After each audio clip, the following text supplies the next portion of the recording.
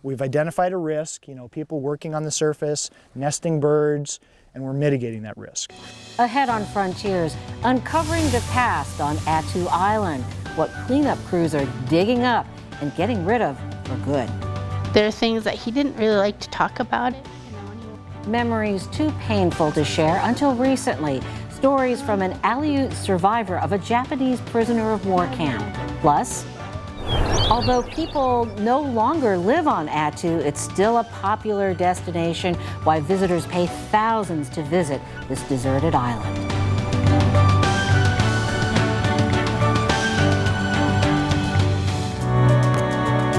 Alaska, where there are old triumphs, but also new frontiers, with challenges as great as the state itself, but a belief the best is yet to come. Bringing you the faces, the places, and the spirit of the last frontier. This is Frontiers with Rhonda McBride. Welcome to our program as we explore an old frontier in which new revelations have been brought to light. World War II brought great change to Alaska. The growth in military might and the Pacific Campaign swept up the far-flung islands in the Aleutian. The war also changed the course of the island of Attu, the furthest in the chain. KTVA's Bonney Bowman has traveled to this remote island to show us the impacts of the war 70 years after the fact. Well, Rhonda, the Japanese invaded Attu in June of 1942. Less than a year later, the U.S. took it back in a bloody battle. This started a period of military occupation on the island, which included the construction of airstrips, docks, barracks, all the buildings needed to support the troops stationed there. The military has since abandoned Attu, but what they left behind is a mess 70 years in the making. On the Aleutian island of Attu, the peaceful quiet normally found here is broken. Crews digging in the earth have uncovered a toxic mess. You can smell it, we've got that kind of diesel-y smell, that fuel smell. Decades ago, during the World War II military occupation, drums of tar and fuel were dumped, buried, and left to leak. The goo trapped birds abundant on the island. The cleanup, now in the hands of the Army Corps of Engineers. Some of these drums are still partially intact. Project engineer Andy Sorum knew this was here, but seeing it firsthand is something else. There's more contamination underneath the asphalt. The asphalt has kind of capped it over the last, 60 years or 50 years. Now it's taking a crew working 12 hours a day to dig it out. These super sacks hold up to 22,000 pounds of contaminated soil. The crew's goal is 50 bags a day. The crew has already cleared one site, a World War II-era ball field turned toxic pit. They came in here, they kind of dumped the contaminant down, and then they, bulldozed this kind of generally level.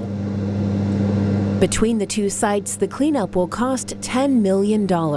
But the project that was supposed to take 3 months just ran into a problem at the barrel dump. Really started to realize that there were a lot more drums there than we anticipated. More drums than the crew is prepared to handle, which means the cleanup won't be finished this summer. We'll make sure that we, close up our excavations and protect any of the contaminants from exposing itself onto the water surface or becoming an entrapment hazard for the birds. Hopefully very soon we intend to come back out and finish the rest of this.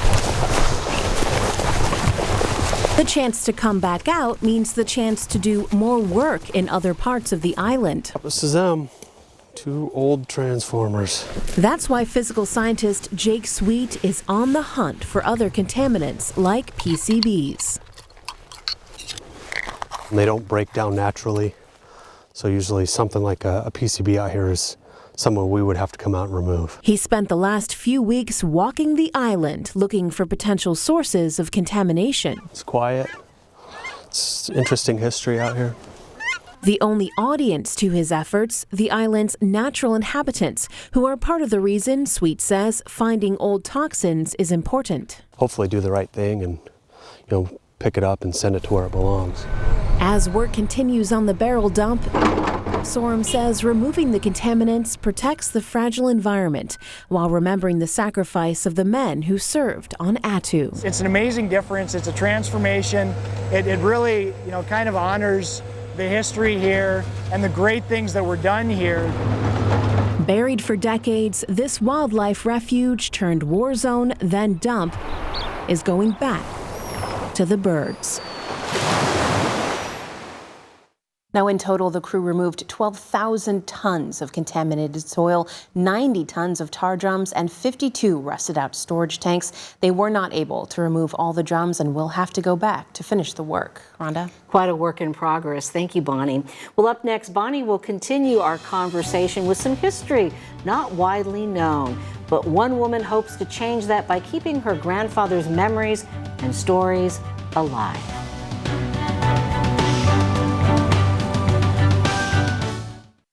The Alaska Native Tribal Health Consortium provides comprehensive health services for Alaska Native and American Indian people across our state. In addition to world-class care at the Alaska Native Medical Center, our work delivers health services for rural Alaska. From cutting-edge technology for the best care possible, to modern construction of clean water systems and health clinics, to health training and outreach that honors our culture, our vision is that Alaska Native people are the healthiest people in the world.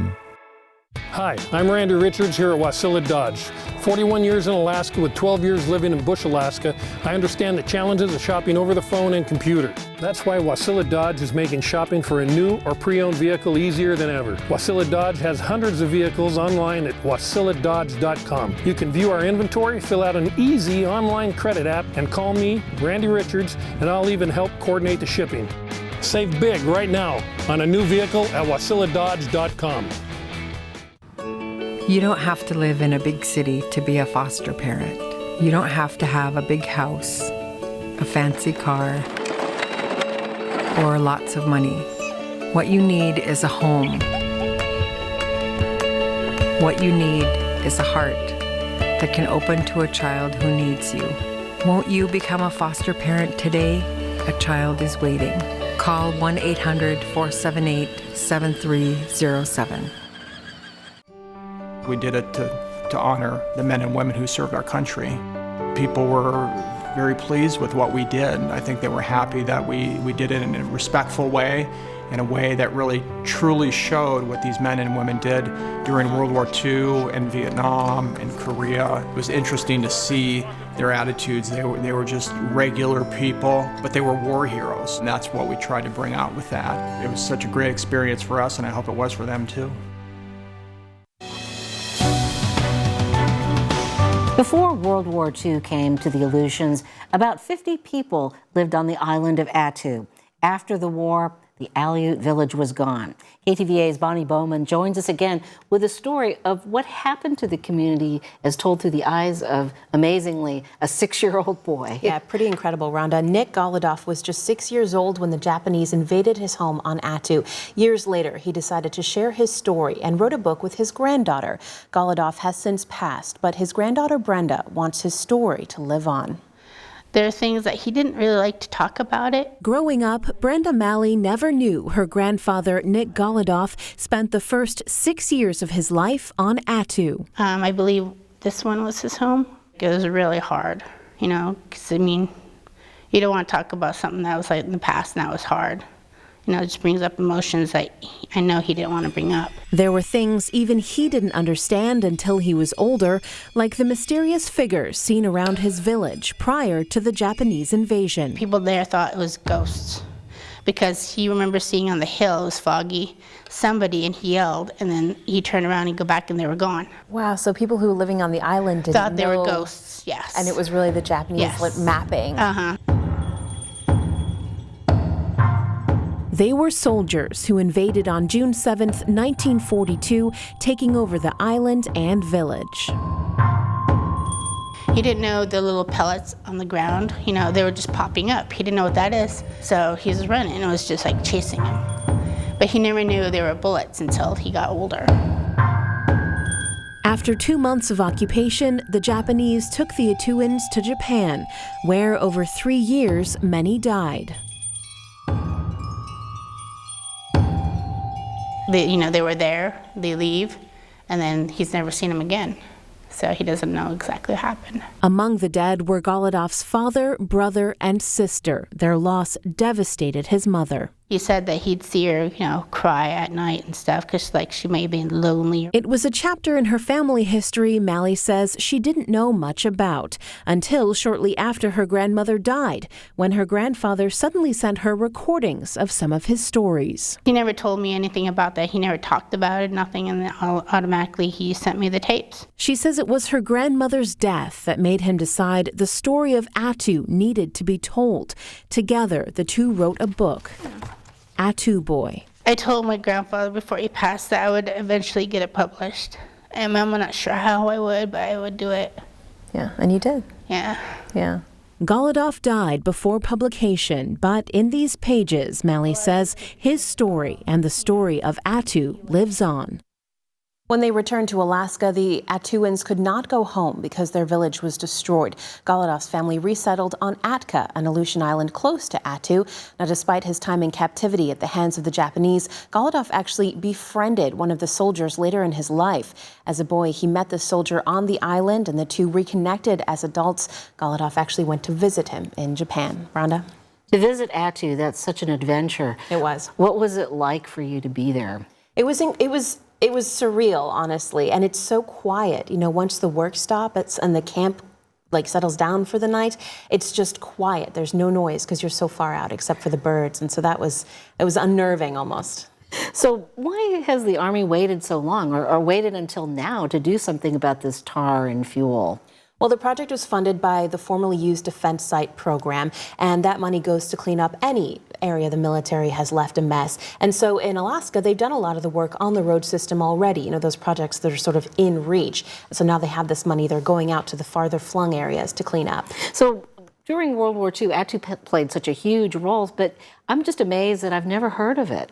Yeah, I'd never heard of it until I started doing research, and I think part of the reason for that is it is so far flung. There's a beautiful memorial on the island, but very few people ever get to see it. Well, thank you for sharing this untold chapter of history. Well, another piece of history, the Americans fought one of the costliest battles of World War II's Pacific Campaign to recapture Attu from the Japanese.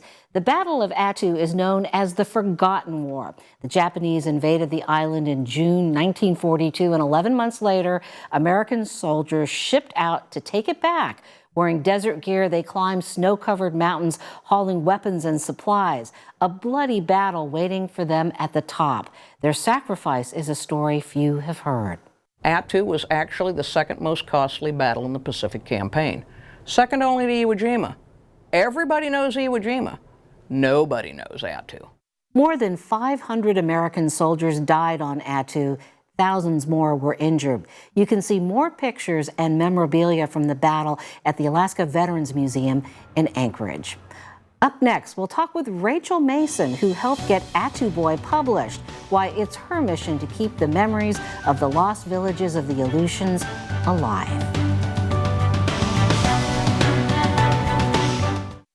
I just want cremation. Cremation specialist in Alaska.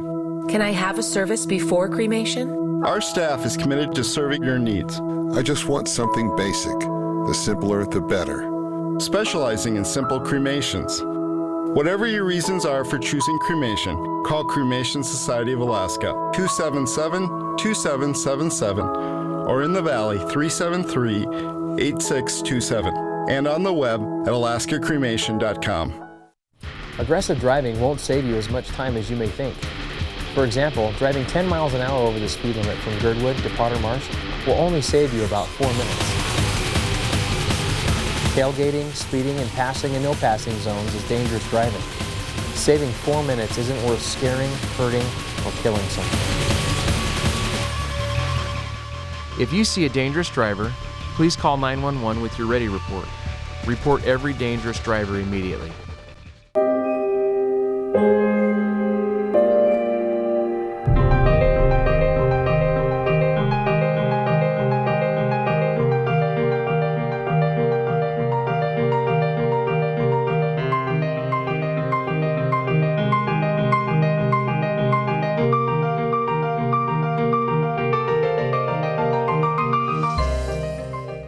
when you hear the word cancer, sometimes it's a difficult word to hear and you don't want to accept it. There was just a lot of support right away. It was like everybody just came out and kind of wrapped their arms around me and said it's going to be okay. It's kind of lifted me up to know that there's a lot of people out there who care, who've been in the same situation, who give me hope and motivate me to just be strong and keep going, and that's what I'm doing. So, I mean, you know, when people write in, I wonder sometimes that they don't think it matters, but it does matter. 7 decades later, the story still speaks to us today. A story of tragedy, but also a story of hope. A story about the endurance of the human spirit. And joining us now, Rachael Mason, a cultural anthropologist with the National Park Service, and she helped edit Attu Boy. And you've also been working on a number of projects to bring back the history of the Aleutians, and one of those is known as the Lost Village Project. Can you tell us about that?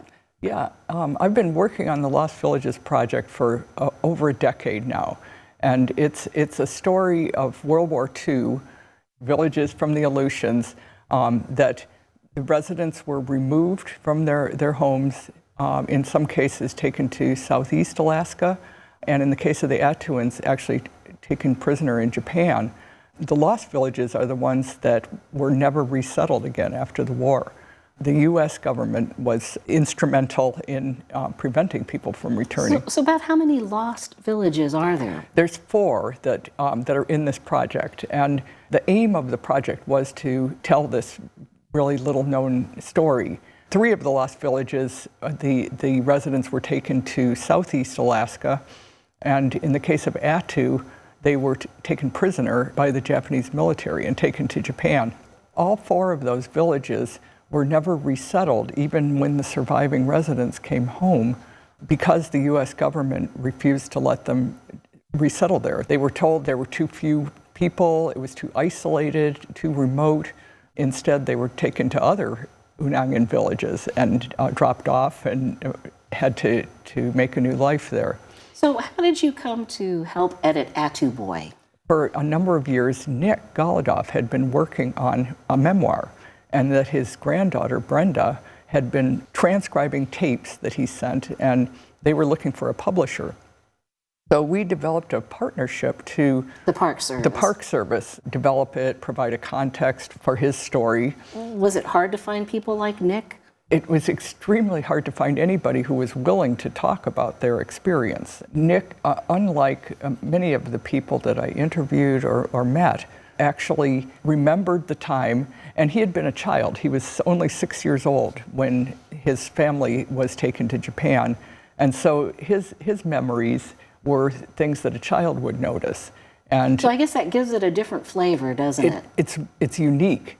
For example, when he was talking about the day that they left, and everybody was being put on a big boat, and his memory was of his mother cooking potatoes on the beach as they were waiting and eating those. And a lot of his memories do center around the food that they ate. Because that's important to a child, yes, to be able to eat.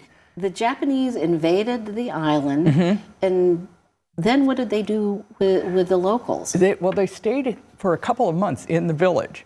And during that time, they befriended some of the children, including Nick. The Japanese didn't really have any military work to do during that time, so they spent a lot of time hiking in the mountains, fishing. It sounded almost like an enjoyable time, at least for Nick. The friendship that he had with one of the soldiers was documented by a Japanese military photographer. And that's the cover? It became the cover of the book. It's a picture of the Japanese soldier with Nick riding on his back. That sort of symbolizes the friendship that occurred despite the fact of the tragic wartime experience. So how did the Japanese feel about the Attu Islanders? I think they thought that they were liberating them from the Americans when they took them to Japan, because they made them take down the American flag, they put up the Japanese flag. There seemed to be an idea that their removal to Japan would be permanent. They encouraged them to bring as much food as they could with them. So what did they take? They brought mostly fish. It was in fall time, so they had the fish that they had caught over the summer. It was lucky they did, because that was what they survived on. So what happened when they went to Japan? They took them to Otaru. The first place they stayed was a railroad dormitory, and they all stayed in this one big building. They cooked their own food. They were guarded, I guess you could say, by a policeman and his wife, who also lived with them. And they did work. They really suffered from hunger. And those who died, which was almost half of the Attuans, died mostly from some form of malnutrition or outright starvation. So were the Japanese stinting on the food for them? The Japanese were hungry themselves, and there was very little food for Japanese civilians in that time. By the end of their stay, the Attuans got only a small ball of rice every day. And one of the Attu descendants told me that her mother had never wanted to eat rice again the rest of her life. You can imagine if that was the hardship. So if they hadn't have had that subsistence food going in there. That was a lifesaver for them. But they did run out of it eventually, and that's when the real hunger began. So when they were sort of rescued, there were 40 of them initially. How many survived in the Japanese prison camp? There were 25 survivors. During the time they were there, 5 babies were born, but only one of them survived. As the 25 survivors headed back, some of them stayed in Seattle. They suffered from tuberculosis as well as from extreme hunger. Some people were hospitalized on the way home. Some of the young people were sent to Eklutna to go to a school there. There were only 11 people coming to resettle in Atka. Tell us a little bit about what happened to those that were resettled, moved from the war. I guess because there was fear that the Japanese would hurt them or harm them. The idea was they were moving them out of harm's way, but apparently they wound up in serious trouble. Yeah.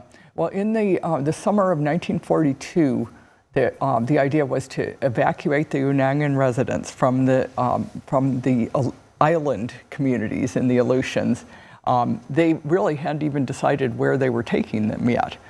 They had decided on Southeast Alaska, but 831 people were the number of evacuees. War is such a horrific memory for many people, from the military to people that had to survive the war. What stands out to you? There's a lot that stands out. One is that there were actual friendships that came in this situation. What does that say? That, well, it's a human story, but I don't want to sound like it was all friendly and joyful either, because some of the guards were harsh and some of the military were cruel to the Attuans. I know you've interviewed lots and lots of people. What sort of comes to the surface out of all of those interviews you've done with the survivors of this experience? Well, the one thing that they have in common is that they don't talk about it. They don't want to talk about it. In some cases, when I'd interview survivors, they'd change the subject and talk about something else. Or I heard about one woman who came to speak in a classroom, and she found herself so overcome with emotion that she was unable to even tell about the experience at all. So just from talking to people who don't want to talk about it, you get a sense of the tip of the iceberg of the suffering people have. Yeah, and it's not a denial that there was suffering, but it's just an unwillingness to go there, to think about it. So how did that impact their children, the next generation, the grandchildren? It had a serious negative impact on them, and I noticed that particularly with the descendants of Attu who were gathered, because many of them were raised outside of Alaska, didn't know anything about what had happened to their parents, and but they just knew there was a traumatic past that that had never been resolved. And what's the impact of not understanding that piece of trauma in your family's history? Do you think that it passes on sort of an intergenerational trauma? I think it does. We had a circle where everybody got to talk about what their parents were experienced, and many wept as they talked about their wondering what had happened to their parents, and thinking that the fact that you don't know makes you imagine even the worst. What do you think is the impact of having Attu Boy published? Well, it's a wonderful gift that Nick was willing to tell his story, that his unique child's perspective comes through in this. It's also a wonderful gift that Brenda, his granddaughter, helped him do that and encouraged him and was determined to publish that book. Rachael, we want to thank you very much for joining us and bringing some of this history alive. Although no one lives on Attu, every year people pay thousands of dollars to travel there for one reason: the birds. Attu is one of the only places in North America where birders can see rare species like Aleutian terns, cackling geese, and Asiatic birds on their migration. There are birders who try for what's known as a big year to see as many species as they can in that time, and some visit Attu every year to add to their bird count. Another big draw to Attu, it's a place to see how birds survive in their natural habitat. I enjoy sort of getting to know a species or a particular bird and wondering what the heck why is it doing that, and just being amazed by sort of the little everyday things that they're doing to survive. Attu is part of the Alaska Maritime National Wildlife Refuge. The price tag to get out to the island, well, it can run $10,000 per person. From birds to old battlefields to stories of the enduring human spirit, Attu is still a frontier full of discovery. We want to thank you for being a part of our conversation, and we'll see you next week.